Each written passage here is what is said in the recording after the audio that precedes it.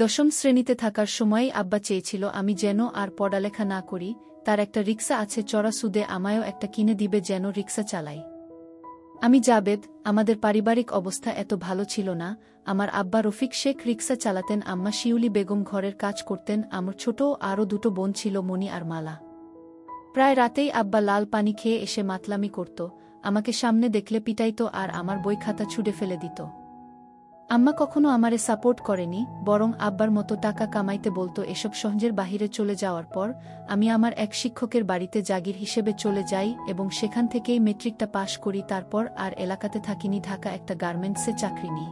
আর সাথে ডিগ্রিতে ভর্তি হই। আজিমপুর বস্তিতে একটা এটাস্ট বাচ্চা ঘরওয়ালা রুম নিয়ে থাকতাম। কোনো মতে দিন কেটে যাচ্ছিল, খাওয়া দাওয়ার একটু সমস্যা হইতো, কিন্তু আগের থেকে ভালোই ছিলাম, বিন্দাস লাইফ। হঠাৎই এক বিকেলে সবে রুমের সামনে আইসা দাঁড়াইছি, দেখি আমার খালাতো ভাই মন্টু, আমার আম্মা আর দুই বোন মালা আর মনিরে নিয়া হাজির। মন্টুও ঢাকাতেই এক মেসে থেকে লেখাপড়া করে। যাই হোক, রাগ তো আর হইবার পারি না। দরজা খুইলা তাদের ভেতরে ঢুকে বসতে বললাম। মন্টু যেন তাগরে আয়নাই, খালাস জাবেদ ভাই আমি চললাম তাহলে, আমার এখন একটা টিউশনি আছে, সেটা ধরতে হবে। আমি বললাম আচ্ছা যা খাল্লাম্মা, চলি তাহলে। ভিতরে ঢুকতেই ছোট দুই বোন জড়িয়ে ধরল।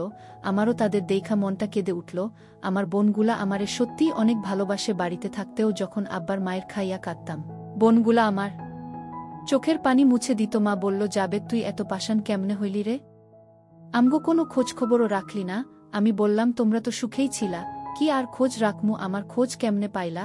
আর এইখানেই কি মনে কইরা আইছো সেইটা কু? মা বলল, তোর বাপরে তো জেলে লইয়া গেছে রে বাপ, ব্যাংক লোন নিয়া চুকাইতে পারে নাই, এখন ভিটাও গেছে, আমরা এখন কই আর জামু ক? মন্তু থেইকা শুনলাম তুই ঢাকায়, তারে ধুইরা এখানে আসলাম আমি। কেন তোমার ভাইগো কাছে যাও নাই কেন? মা তোর বাপে তো তাদের কাছ থেইকাও আমার জমিন বেইচা টাকা নিছে, তারপর আরও কয়েকবার টাকা ধার নিছে, এখন কোনো মুখে যাইক বাপ?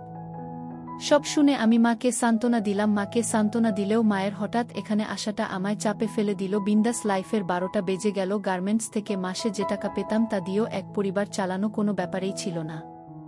মা আসাতে খাওয়া দাওয়ার আর কোনো সমস্যা থাকল না। সিঙ্গেল রুম হওয়াতে রাতে আমাদের সবাইকে এক খাটেই শোয়া লাগত। মা এক পাশে, মাঝে দু বোন এবং আরেক পাশে আমি। রাতে আমি ঘুমাতে পারতাম না। এক রাতে বাচ্চা ঘরে যাওয়ার সময় দেখলাম মায়ের কাপড় অনেকটাই উপরে উঠে রয়েছে। আমি এগিয়ে এসে হাত দিয়ে মসৃণ পাটা একটু ছুঁয়ে দিলাম। এক কাঁপুনি অনুভব করলাম। ভালো করে দেখার জন্যে লাইটটা জ্বালিয়ে দিলাম। মার বয়স কতই বা হবে? 35 কিংবা 36, যদিও দেখে একদমই বোঝা যায় না। কথায় বলে ব্যবহারের সব জিনিসই ভালো থাকে। বাবাও তাকে ব্যবহারের উপরেই রেখেছিল। অনেক দিন থেকেই প্রমোশন হবে হবে করেও হচ্ছে না। অবশেষে রহমান সাহেব অফিস থেকে রিজাইন করাতে সুপারভাইজারের পদটা আমিই পাই। আসলেই মা আসার সময় আমার জন্যে সৌভাগ্য সাথে করে নিয়েছিল। তিনি আসার পরেই সবকিছুই যেন হাতের মুঠো মনে হচ্ছে। বিকেলে বস্তিতে ফেরার পথে 1 কেজি মিষ্টি নিয়ে নিলাম। দরজায় দাঁড়িয়ে টোকা দিতেই মা দরজা খুলে দিল, আর অমনিই আমি মাকে টেনে ধরলাম। দরজা বরাবরই খাচ্ছিল, মা সামলাতে না পড়ে খাটে পড়ে গেল। আর আমি মায়ের উপর মনের মধ্যে প্রমোশনের খুশি থাকলেও এখনকার উত্তেজনাটা অন্যরকম। হঠাৎ ছোট বোন মালা মিষ্টির বাক্সটা দেখে চিৎকার করে উঠল, আর এতেই মুহূর্তটা যেন শেষে হয়ে গেল। মা উঠে পড়ার জন্যে নড়েচড়ে উঠল, আমিও তার উপর থেকে সরে গেলাম। ছোট বোন মালা আর মনি জিজ্ঞাসা করতে লাগত, ভাইজান মিষ্টি নিয়ে আসলা যে? আমি বললাম, ভাইয়ার প্রমোশন হয়েছে রে পাগলি। মা বলল, প্রমোশন কি রে? আমি বললাম, আগের থেকে উপরে উঠে গেছি মা, এখন কষ্ট কম হবে, পয়সা বেশি পাবো। মা বলল, তা হইলে তো ভালোই হইল। আচ্ছা জাবেদ, তোর বাপরে জেল থেকে ছোটানোর ব্যবস্থা কর না। আমি বললাম, কেন? তার কথা মনে পড়তেছে নাকি? মা বলল, হ, মনে তো পড়বই, আমার স্বামী না? আমার সাথে থাকতে হইলে ভুইলা যাও, সে তোমাগরে কি দিছে কষ্ট ছাড়া? আমি তোমাগোর সাথে থাকতে আর কাউরে লাগবো না। আর তুমি অহন আমার খাইতাছ, আমার পড়তাছ, এখন থেইকা আমারেই তোমার সবকিছু ভাববা। মা বলল, আচ্ছা। আমার মা এমনই, আগে বাবার খাইতো আর বাবা যা কইতো তাই সঠিক মনে করত, নিজের মাথা কখনো খাটায় না সে। আর এখন আমি যা কইতাছি তাই শুনতাছে। রাতে খাবার সময় ইচ্ছে করেই গা ঘেঁষে বসেছি। মা কিছুই বলেনি। খাওয়া শেষে বা হাতটা উরুর উপর রেখেই বিভিন্ন গল্প করতে লাগলাম, কি করে এই বস্তিতে উঠলাম হাবিজাবি। কিন্তু যাই বলছি মা আর দুই বোন মনোযোগ দিয়ে শুনল। এর ফাঁকে আমি হাতটা কাঁধে উঠিও মালা আর মনিকে বললাম, তোদের কাল স্কুলে ভর্তি করিয়ে দিব। ওরা তো খুশিতে হইচই করতে লাগলো। মা বাদ সাধল, কি দরকার স্কুলে যাওনের, ঘরে থাকবো, ঘরের কাম শিখব। আমি বললাম, একবার বলছি যাইব তো যাইব, এই যুগে লেখাপড়া ছাড়া চলা যায় না, বুঝলা? মা বলল, হু। আমি ধীরে ধীরে মায়ের উপর কৃতিত্ব নিতে লাগলাম, আর মায়ের অভ্যাসেই কর্তার কথা শোনা। এখন যেহেতু আমি কর্তা, তো আমি যা বলি তাই শুনবে। রাত যথেষ্ট হয়েছে, এবার শুতে হবে। আমি মাকে বললাম, মা, রাতে মণিমালা ঘুমের ঘোরে আমার গায়ে হাত পা তুলে দেয়, আমার ডিস্টার্ব হয়। এদেরকে এক পাশে দিয়ে তুমি এই পাশে শো। মা বলল, আচ্ছা ঠিক আছে বাপ। দেখলাম আমার কথাই রইল। মালা মণিকে এক পাশে দিয়ে মা আমার ডানেই শুয়েছেন। আমি ঘুমের ভান করে শুয়ে রইলাম। ঘুম তো আসছেই না। দুই বোনের খুনসুটি একসময় বন্ধ হয়ে আসলো। এদিকে আমার গরম হয়ে আছে, আমি মায়ের বিপরীত দিকে ফিরে আছি। একসময় যখন বুঝলাম সবাই ঘুমিয়েছে, তখন মায়ের দিকে ফিরলাম। মা আমার দিকে পিঠ করে শুয়েছিল। তার চুল থেকে নারিকেল তেলের ঘ্রাণ। হাত দিয়ে কাপড় উপরের দিকে তুলতে লাগলাম, মা কিন্তু একটুও নড়ল না। আমি বুঝে গেলাম মারও ইচ্ছে আছে। আমি মায়ের কানের কাছে মুখ নিয়ে বললাম, শিউলি, আজ থেকে তোমার স্বামী আমি, তোমার সব আমিই মেটাবো। মা বলল, তাহলে আজ থেকে আমি তোমার বউ হলাম। গোকাজ শেষ করে আমি মাকে জিজ্ঞেস করলাম, কি গো, কেমন লাগলো তোমার নয়া স্বামীর কাজ? মা বলল, আগের স্বামী থেকে ভালোই। আমি বললাম, তার মানে বাবা তোমায় আসল মজা দিতে পারত না? মা বলল, পারত, কিন্তু তোমার সামনে কিছুই না। তার উপর লাল পানি খেয়ে অল্পতেই হাঁপিয়ে যেত। মা বলল, আচ্ছা জাবেদ, তুমি আমারে ছাইডা যাইবা না তো? আমি বললাম, কোনো সময়তেই না, এখন থেইকা তো তুমি আমার বউ। এই মা হইলে হয়তো ছাইডা যাইতাম, কিন্তু বউরে কি ছাড়ন যায় কও? তোমার মতো আরেকটা কই পামু কও? মা বলল, তুমি তোমার বাপ থেইকাও শয়তান। সকালে একটু দেরিতেই উঠলাম। মালা আর মনির হইচই, এ ঘুম ভেঙে গেল। মাকে বলতে শুনলাম, তোদের ভাইজান ঘুমাচ্ছে, এমন করছিস কেন? একদম মায়ের খাবি কইলাম। মালা বলল, ভাইজান এত বেলা অবধি ঘুমালে আমাদের স্কুলে নিবে কে? আমি আধবোজা চোখে বললাম, এই তো ভাইজান উঠে গেছি, বাচ্চাঘরে গিয়ে গোসল করে তারপর সাবার সাথে নাস্তা করলাম। মা আগেই আমাকে নাস্তা দিল, বড় ডিমটাও আমার পাতে দিল। সব শেষে আমার পাশে এসে বসল, আমিও পেছন থেকে হাত দিলাম। নাস্তা শেষে দুই বোন মা থেকে বিদায় নিল। যাওয়ার আগে মাকে টেনে ধরে তারপর বের হলো। আমিও সেই সাথে টেনে ধরে বললাম, আসছি গো বউ। মা বলল, তাড়াতাড়ি ফিরিও। মনি মালা থেকে 2 বছরের বড় ছিল, মনির ছিল 7, মলার 5 বছর। মনিকে এলাকার প্রাইমারিতে ক্লাস 2তে ভর্তি করিয়ে দিলাম। আমি ইচ্ছে করেই তার বাবা মায়ের নামের জায়গায় দিলাম, বাবা জাবেদ আর মা শিউলি বেগম। আর মালার জন্যে এমনিতেই কিছু বই কিনে নিয়ে আসলাম। যেতে যেতে ভাবলাম, 2 মেয়েই যদি স্কুলে পড়ে তাহলে মায়ের সময় কাটবে কি করে। তাই মালাকে বুঝিয়ে সুঝিয়ে কিছু চকচকে বই কিনে দিয়ে ঘরে নিয়ে আসলাম। কই মা, দেখো তোমার মেয়েকে নিয়ে আসলাম। মা মালাকে রেখে দিল। আমি কিছুক্ষণ থেকেই অফিসে চলে গেলাম। গার্মেন্টসের মেয়েগুলোও সব আগুন। এদের দেখেই আমার বারবার মায়ের কথা মনে পড়ে যাচ্ছিল। অফিস শেষে মার্কেট থেকে মায়ের কিছু ছোট কাপড় কিনে নিলাম। ঘরে ফিরে মায়ের হাতে প্যাকেট ধরিয়ে দিলাম। মা মুচকি হাসলো। নাস্তা বানিয়ে রেখেছিল, তা খেলাম। উল্লেখ্য, পুরের খাবার আমি গার্মেন্টের পাশের একটা ঝুপড়িতেই খাই। মালা আর মনি একজনের পিছনে লেগেই রয়েছে। বুঝলাম আরও বড় একটা বাসা দরকার। রাতে খাওয়া শেষে মনি কিছুক্ষণ বই নিয়ে গুনগুন করে ঘুমোতে গেল।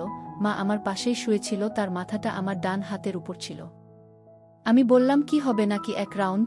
মা বলল, তোমার ইচ্ছাই আমার ইচ্ছে। আমি কাছে টেনে নিলাম। মা বলল, এই নিচে চলো না, ঘাটে আমার ভয় করে যদি মনি বা মালা উঠে যায়। আমি বললাম, আচ্ছা চলো। নিচের হালকা খালি জায়গাটায় মাদুর বিছিয়ে বালিশ 2টা নিয়ে নিচে নেমে আসলাম। আমি আবার কাজ করার সময় কথা বলতে ভালোবাসি। আমি বললাম, জানো বউ, আজ মনিকে ভর্তি করানোর সময় তার বাবার নামের জায়গায় আমার নাম দিয়েছি। ঠিক হয়েছে না? মা বললাম, একদম ঠিক করছো। তুমি মনির মার স্বামী হইলে তার আব্বাই তো হইবা। আমি বললাম, এখানে থেকে আরাম পাইতাছি না, কাইকাই নতুন বাসা দেখতাছি। মা বলল, কি দরকার বাড়তি খরচের? একটু কষ্ট হইলেও টেহা তো বাঁচতাছে। আমি বললাম, আরে ধুরো, কত টেহা আইবো যাইবো, আমার বউ তো একটাই, তাই না? মা বলল, কয়দিন পর যখন নিজে বিয়া করে ফেলবা তখন আর এই বউয়ের কথা কি মনে থাকবো? মায়ের এই কথা শুনে আমি গতি বিডিয়ে দিলাম। সকলে ঘুম থেকে উঠতে অনেক দেরি হয়ে গেল। মা আমার পাশে ছিল না, অনেক আগেই উঠে গিয়েছে। মনি স্কুলে যাবে তাই জ্ঞান করছে। আমি কেন এখনো উঠছি না, তাকে স্কুলে দিয়ে আসতে হবে। মালা মাকে জিজ্ঞাসা করছে, মা, ভাইজান কেন নিচে শুইছে?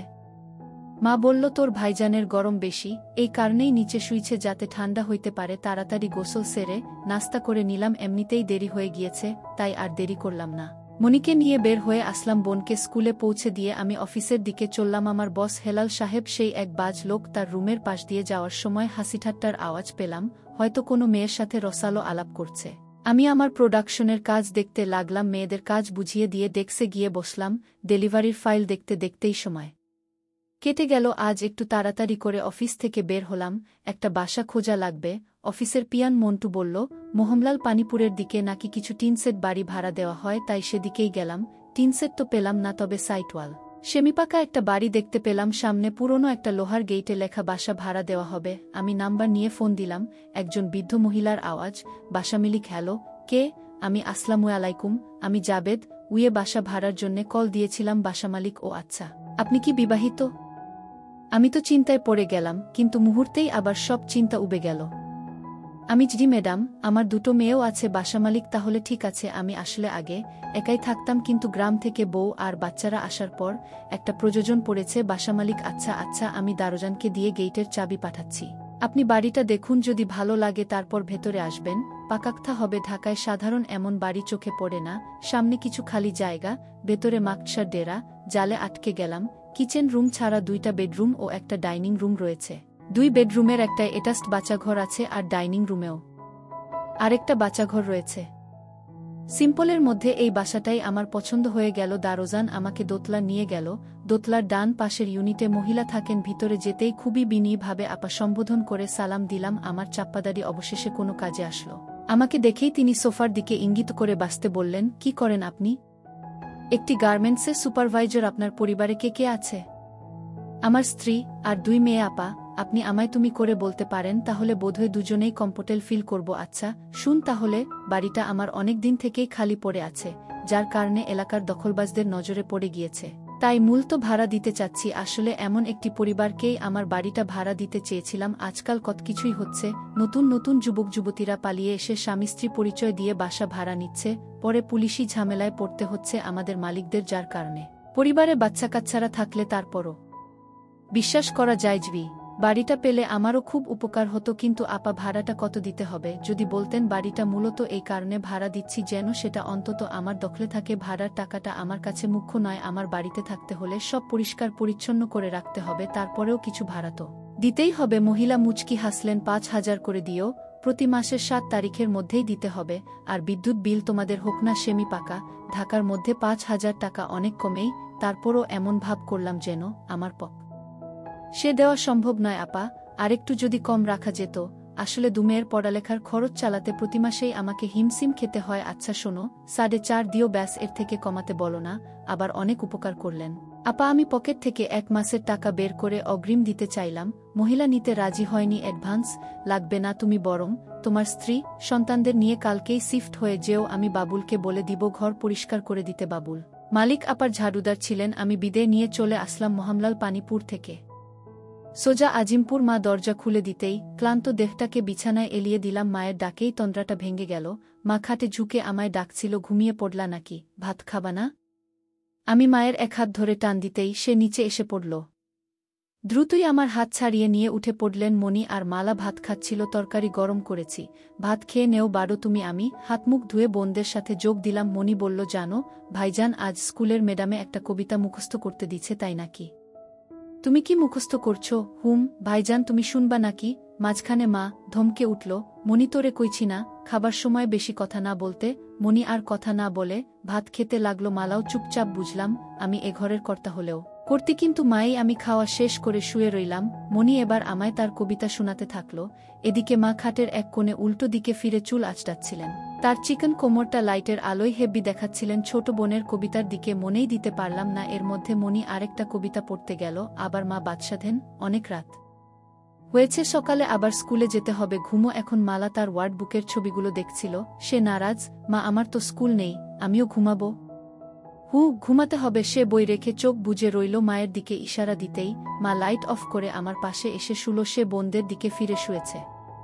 মা ধাক্কা দিচ্ছে এখনই যাতে কাজ শুরু না করি, কারণ বোনেরা হয়তো এখনও ঠিকমতো ঘুমায়নি। শিউলি, কাল থেকে আর আমাদের কষ্ট করতে হবে না। নতুন বাসা দেখেছি। শিউলি আমার মায়ের নাম। মা বলো, কি দরকার ছিল আরে এভাবে? আর কতদিন? মা, তা ঠিক কইছো, বাচ্চাগুলা দিন দিন বড় হইতাছে। এখন নতুন বাসাতে কিন্তু তুমি আমার বউ হিসেবেই যাবা, আর মালা আর মণি আমার মেয়ে। মা, মনে এইটা কেমনে সম্ভব? আমি জানি না কেমনে সম্ভব, কিন্তু তুমি সম্ভব করবা মা। আমি না হয় তোমারে স্বামীর নামলাম, কিন্তু মালা মণি কি তোমাকে তাগো বাপ ডাকবো নাকি? ডাকবো, আর তুমিই ব্যবস্থা করবা যেমনেই পারো। আজ সবার আগে আমার ঘুমাই ভাঙল।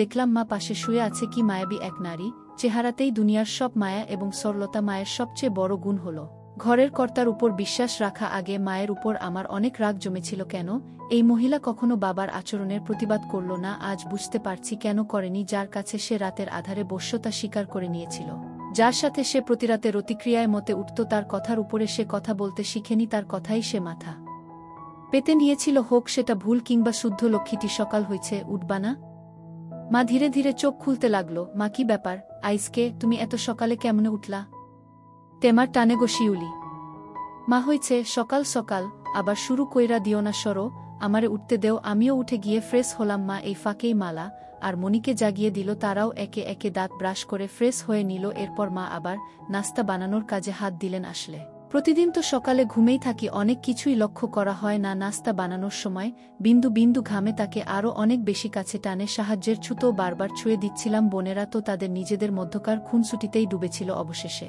নাস্তা সারলাম মাকে বলে রেখেছি কাপড় চোপড় আর বাসন কোসন সব যেন গোছগাছ করে রাখে আমি এসে ফ্যান আর খাটটা খুবল মনিকে স্কুলে দিয়ে আমি অফিসে চলে গেলাম অফিস থেকে আজ হাফ শিফটেই বের হয়ে আসার সময় হেলাল সাহেবকে বলি বস আসলে যেন সামলে নেন বের হয়েই পাশের মার্কেটে যাই মায়ের জন্যে একটা বোরখা দেখতে থাকি মা যেহেতু হলদে সাদা রঙের তার জন্যে কালো রংটাই পারফেক্ট মানাবে মারেরই একটা বোরখা নিলাম এবং একজোড়া নতুন জুতো কিছু চুড়ি আর হালকা একটা বড় মেকআপ বক্স মালা আর মনির জন্যেও নতুন জামা আর জুতো কিনি মা বলেছিল তার জন্যে নিরোধক বডি কিনতে কিন্তু আমি কিনলাম না কারণ এক সিনিয়র ভাই বলেছিলেন বডি খেলে নাকি শরীর মুটিয়ে যায় আমি চাই না আমার মা প্লাস বউটা মুটিয়ে যাক সব শপিং করা শেষে ঘরে ফিরে যাই মা অনেক খুশি হলেন মালাও খুশিতে আত্মহারা মা ঘরের সব কিছুই গুছিয়ে রেখেছিল আমি স্কুল থেকে মনিকে নিয়ে আসলাম তারপর সিলিং ফ্যান ও খাটটা খুলে রাখলাম মিনি ট্রাক ড্রাইভার রনিকে বলে রেখেছিলাম ফোন দিতেই চলে আসলো সব উঠিয়ে নিলাম বস্তিতে কেউ তেমন পরিচিত ছিল না এখানকার মানুষকে কখন আসে কখন যায় তারই ঠিক নেই পরিচয় হবেটা কখন মা বোরখা পরার পর তাকে পুরোই নায়িকাদের মতো লাগতেছিল আরও মুখে হালকা মেকআপ করার কারণে বয়সও অনেক কম মনে হয় মণিমালা আর আমি সিএনজি করে মোহামলাল পানিপুর গেলাম মালিক আপাকে ফোন দিতেই বাবুলকে দিয়ে চাবি পাঠিয়ে দিল তালা খুলে গেটের ভেতরে ঢুকতেই দেখি সেদিনের সম্পূর্ণ উল্টো চিত্র সেদিন কেমন অপরিষ্কার ছিল আজ একেবারেই ঝকঝকে বাড়িটা মায়ের অনেক পছন্দ হলো বাবুল ভাই চাবি বুঝিয়ে দিয়ে চলে গেলেন কিছুক্ষণ পর ট্রাক আসলে সেখান থেকে রনির সাথে ধরে সব মালামাল বাহির করে নিয়ে মোটামুটিভাবে খাট ফ্যান ফিট করার পর রনি সহ আমরা টিফিনকারি করে বয়ে আনা মায়ের রান্না করা মাংসের খিচুড়ি খেলাম ভাবি খিচুড়িটা অস্থির হয়েছে আমি কিন্তু রনিকে বলিনি যে সে আমার বউ কিন্তু রনি অনুমান করে নিল এ থেকে বোঝা যাচ্ছে শুধু আমার চোখে নয় বাকিদের চোখেও মাকে কম বয়সী মনে হচ্ছে মা আরও কিছু নেও রনি না না ভাবি এর থেকে বেশি খেলে আর নড়তে পারবো না আমি তোর ভাবির হাতের রান্না সত্যিই খুব ভালো হয়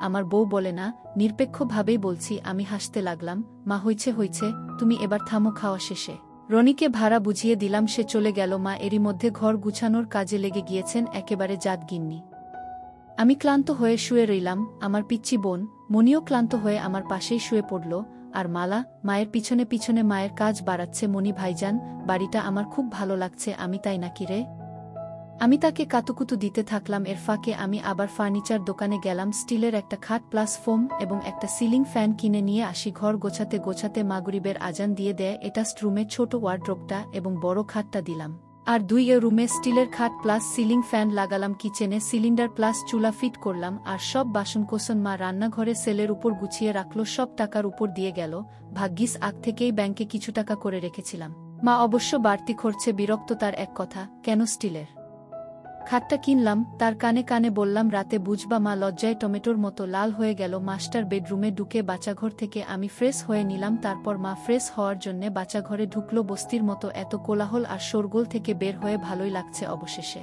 মন মতো একটা বাড়ি পাওয়া গেল মন মতো বিছানা মালা আর মনি পাশের রুমে ফোমের উপর লাফাচ্ছিল রাত 2 মাথার উপরে ফুল স্পিডে ফ্যান চলার পরেও ঘামে গা জবজব করছে মা আর আমার দুজনেরই একই অবস্থা কাজ করতে করতে কখন যে 3টে বেজে গেল বুঝতেই পারিনি দীর্ঘ পরিশ্রমের কারণে ক্ষুধা লেগেছিয়েছিল আমাদের মা ছেলের মা রান্নাঘরে গিয়ে আমার জন্যে কিছু সেমাই বাটিতে করে নিয়ে আসলেন সেমাই খাবা হুমো একটা জিনিস বহু আগ থেকেই লক্ষ্য করছি যে দিন থেকে মায়ের সাথে প্রথম হয়েছিল সেদিন থেকেই মা আমারে যথেষ্ট সম্মান দিয়ে কথা বলে মা আমার হাতে সেমাই দিয়ে নিজের জন্যে নিতে যাচ্ছিলেন আমি তার হাত টেনে আমার পাশে বসিয়ে দিলাম তারপর এক চামচ নিয়ে তার মুখে দিলাম আর পরে আবার আমি খেতে লাগলাম বউ তোমারে না কইছি মালা আর মিলিরে বলবা আমারে যাতে আব্বা বইলা ডাকে মা আমারে কি এখনো তুমি বিয়া করছো?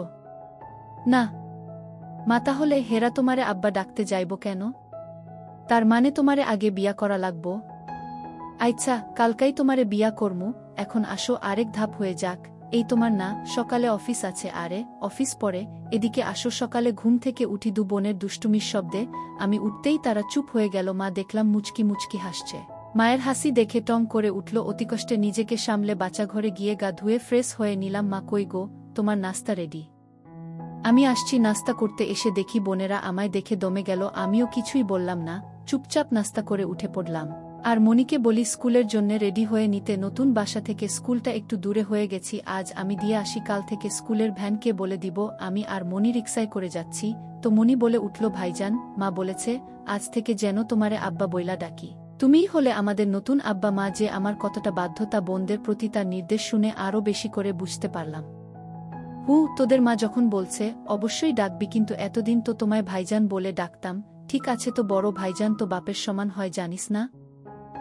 মাও একই কথায় বলছে। শোনো, মা ঠিকই বলেছেন, এখন থেকে কেউ যদি তোদের বাবার নাম জিগায়, ভাইজানের নাম বলবি। মা যখন আমাকে তোদের বাপ বানাইছেন, তোদের দেখার দায়িত্ব আমার। যে কোনো সমস্যা হইলেই আমায় বলবি, ঠিক আছে? ঠিক আছে ভাইজান। আবার ভাইজান?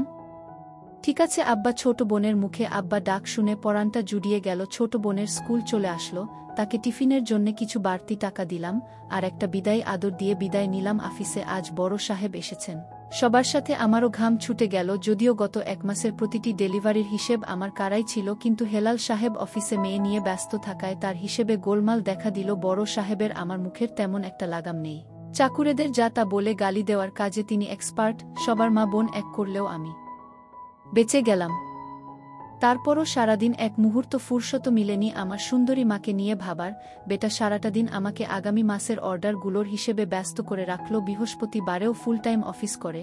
যখন বাসায় আসলাম ভীষণ ক্লান্ত লাগছিল। ঘরে ঢুকেই হাত মুখ ধুয়ে চেয়ারে বসে পড়লাম। মাকে ঠিক কি বলে ডাকবো বুঝতে পারছিলাম না। মা যেহেতু বোনদের বলেছে আমাকে বাবা বলে ডাকতে, তাই তাদের সামনে তো আর মাকে মা বলে ডাকা যায় না। এখন থেকে আমাকে তাদের বাবার মতো আচরণ করতে হবে, এবং মায়ের সাথে তাদের বাবা মানে আমার বাবার মতোই থাকতে হবে। তবেই তো ছোট বোনগুলো আমাকে বাবা বলেই মেনে নিবে।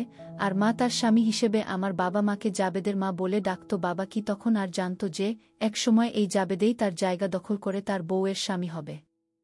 মাকে মনির মা বলে ডাকতে মন্দ হয় না, দেখি কাজ হয় কিনা। মনির মা কই গেলা? এই তো রান্না ঘরে, আমারে এক কাপ চা দিয়া যাও। এদিকে দেখলাম মালা আমার দিকে কেমন ভয়ে ভয়ে তাকাচ্ছে। আমি পকেট থেকে তার জন্যে আনা চকলেটের প্যাকেটটা বাড়িয়ে দিতেই দেখলাম তার ভয়টা দূর হয়ে গেল। এগিয়ে এসে আমার থেকে প্যাকেটটা নিল। এইতে আব্বু, তোর জন্যে এনেছি। মালা দৌড়ে গিয়ে মনির কাছে চলে গেল, আর তাকে বলতে শুনলাম, দেখেছিস আপু, নতুন আব্বা কত ভালো, আমার জন্যে চকলেট এনেছে। মনি আর মালা এবার চকলেট নিয়েই মজে গেল। আসলে এই বয়সে সেসব বাচ্চাগুলো ছোট থেকেই অনিশ্চয়তার মধ্যে বেট উঠে তাদের কাছে। বাবা বা ভাই এর মানেটা কোনো মাইনেই রাখে না, একমাত্র মাইনে রাখে এদের মা। এদের মা যদি কাউকে দেখিয়ে বলে এই তোর বাবা, তাহলে সেই ব্যক্তিকেই তারা বাবা মেনে নেয়। মা চা নিয়ে আসলো। মায়ের কপালে আর নাকের ডগায় বিন্দু বিন্দু ঘাম জমেছিল, তাতে তার সৌন্দর্য যেন আরও বহুগুণে বেড়ে গিয়েছে। মা চা দিয়ে তাড়াহুড়ো করে চলে যেতে চাইল, কিন্তু আমি হাতটা ধরে দাঁড় করিয়ে দিলাম। এখন না, ঘুমাবার সময় চুলায় তরকারি দিয়ে আসছি, পুড়ে যাবে তো। আর এইদিকে যে আমার পুড়তাছে, তার কি হইব? তোমার কি পুড়তাছে? আমি চেয়ারে বসা ছিলাম, মাকে টেনে বসিয়ে নিচ থেকে শক্ত হওয়া বুঝিয়ে দিলাম। মনি আব্বা আব্বা বলে ডাকতে ডাকতে বাড়ি মাথায় তুলেছে। মা গিয়ে বকা দিল, এত জোরে চিৎকার দিচ্ছিস কেন রে? আমিও সেদিকে গেলাম। কি হয়েছে রে মা? আব্বা, শনিবারে স্কুলে সবার বাবা মা যাইব, তোমাদেরও যাইতে হইব। সে একটা আমন্ত্রণপত্র ব্যাগ হতে বের করে আমার হাতে দিল। দেখলাম প্যারেন্টস মিটিংয়ের কার্ড, এবং একান্ত উপস্থিতি নাকি আবশ্যক। আচ্ছা যাব, আমি আর তোর আম্মা দুজনেই যাব, চিন্তা করিস না। এদিকে খিদায় পেটটা চোচো করছে। কই তোমার হলো? হইছে, তোমরা সবাই খাইতে আসো। মা সবার আগে আমার জন্যেই প্লেট সাজিয়ে দিল। মুরগি এনেছিলাম, তাই রান্না করেছে। মায়ের রান্নার আসলেই কোনো জবাব নেই। খাওয়ার পর বোনগুলোকে নিয়েও কিছুক্ষণ দুষ্টুমি করলাম। একসময় মায়ের বাঁকা খেয়ে দুজনেই শুয়ে পড়ল। আমি আজ সেকেন্ড বেডরুমে শুলাম। মা আর দুবোন অন্য বেডরুমে। কেন যেন ঘুম আসছিল না, মন চাইছিল পাশে পেতে। আমি জানি মা আসবেই। কিছুক্ষণ পর মা এই রুমে চলে আসলো এবং আমার পাশে শুয়ে পড়ল। মা আইছো জাবেদ, আমি সারা জীবন তোমার হইজা থাকতে চাই, আমিও তোমারে সারা জীবন আমার কইরা রাখমু। শিউলি কয়েক বছর আগেও কল্পনা করতে পারিনি যে আমি কোনো একদিন আমার সুন্দরী মায়ের পুরুষ হব, কিন্তু আজ সময়ের খেলায় আমার মা আমার বউ। আজ শুক্রবার হওয়াতে গার্মেন্টস বন্ধ, তাই সারা দিনেই ফ্রেশ হয়ে রান্নাঘরে ঢুকে নানা বাহানায় ধরতে লাগলাম। কিন্তু এই খুনসুটির মধ্যে অন্য একটা মজা আছে। নাস্তা বানানোর পরেই সকলে মিলে নাস্তা করছিলাম, এমন সময় মালিক মহিলা এসেছেন। মাকে দেখে বললেন, তুমিই তাহলে জাবেদের স্ত্রী? মা লজ্জা ভরা মুখে বলল, জি আমি উনার বউ। তোমাদের বাচ্চাগুলো অনেক কিউট। কি নাম তোমার মা? আমার নাম মালা। ছোট বোনটা আমার। হাসতে লাগলো মহিলা। বোধহয় সন্তুষ্ট আমাদেরকে বলল, জাবেদ তোমার স্ত্রীটা অনেক সুন্দর, তোমার মতো কালো মানুষের যে এমন একটা সুন্দরী স্ত্রী থাকতে পারে ভাবাই যায় না। আমি আসলে দেখতে কুচকুচে কালো ছিলা, একেবারে আমার বাবার মতোই, লম্বাই 6 ফুটের মতো। তার উপর মুখে চাপ দাড়ি দেখে বয়স অনুমান করাটা টাফ। ছবি উপরওয়ালার ইচ্ছে। আফা আমি মুচকি হাসলাম। মালিক মহিলা সবগুলো রুম ঘুরে তারপরেই বিদে হলো। মা যদিও নাস্তা সেদেছিল, কিন্তু অত বড় লোক কি আর আমাদের ঘরে নাস্তা করবেন? দুপুরে নামাজ পড়ে আসার পর খাওয়া দাওয়া শেষে সবাই একসাথেই ঘুমিয়েছিলাম। যখন উঠলাম তখন প্রায় 5টা বাজে। সন্ধ্যায় সবাইকে মার্কেটে নিয়ে যাওয়ার কথা ছিল, তো তাদের নিয়ে মার্কেটে গেলাম। মা কোনো কিছুই কিনবে না, তারপরেও আমি পছন্দ করে তাকে 2টো কালো কালারের ছোট কিনে দিলাম, আর ছোটরা তাদের জামা কাপড় কিনল। আসার সময় মায়ের চুলের জন্যে নারিকেল তেল এবং তার পায়ের মাপে তার জন্যে এক জোড়া নুপুর কিনে নিলাম। মা তো অনেক খুশি হলো। বিয়ের পর নাকি তার শখ ছিল নুপুর পরার, কিন্তু বাবাকে কখনো বলে উঠা হয়নি, আর বললেও মনে হয় না বাবা দিত মার্কেটে যাওয়ার। মা আর আমি যখন বোনদের নিয়ে হাঁটছিলাম, সবগুলো পুরুষেরই চোখটা একবার না একবার মায়ের দিকে চলে যাচ্ছে। কিছু কিছু তো চোখ দিয়ে গিলে খাচ্ছে। মাকে বাড়িতে আসার পর ফ্রেশ হয়ে সবাই খাওয়া দাওয়া করে নিলাম। ইচ্ছে করেই ফ্যানটা বন্ধ করে দিয়েছিলাম, কারণ ঘামের গন্ধটা আমি নিতে চাচ্ছিলাম। গত 1 ঘন্টা ধরে অনেক কাজ করে দিয়েছি। মা তোমায় একটা কথা বলা হয়নি। কি কথা? তুমি না বাবা হতে যাচ্ছ? সেটা তো হলামেই। বউয়ের সাথে 2 মেয়েও বোনাস পেয়ে না। আসলে আমার পেটে বাচ্চা। তোমায় কিছুদিন ধরে বলবো বলে ভাবছি, কিন্তু ঠিক বলতে পারছিলাম না। কি বলো? সত্যি? তাহলে তো সত্যিই তুমি আমার বউ হলে। মা ভেবেছিল হয়তো আমি রাগ করব, কিন্তু আসলে আমি খুশিই ছিলাম। এরপর মা উঠে বাচ্চাঘরে গেল ফ্রেশ হতে। হাঁটার সময় তার পায়ের নুপুরের শব্দে আমি আবার পাগলপাড়া হয়ে গেলাম। মায়ের জন্যে বিছানাতে অপেক্ষা করতে লাগলাম। আবার কাজ না করলে শান্ত হবে না।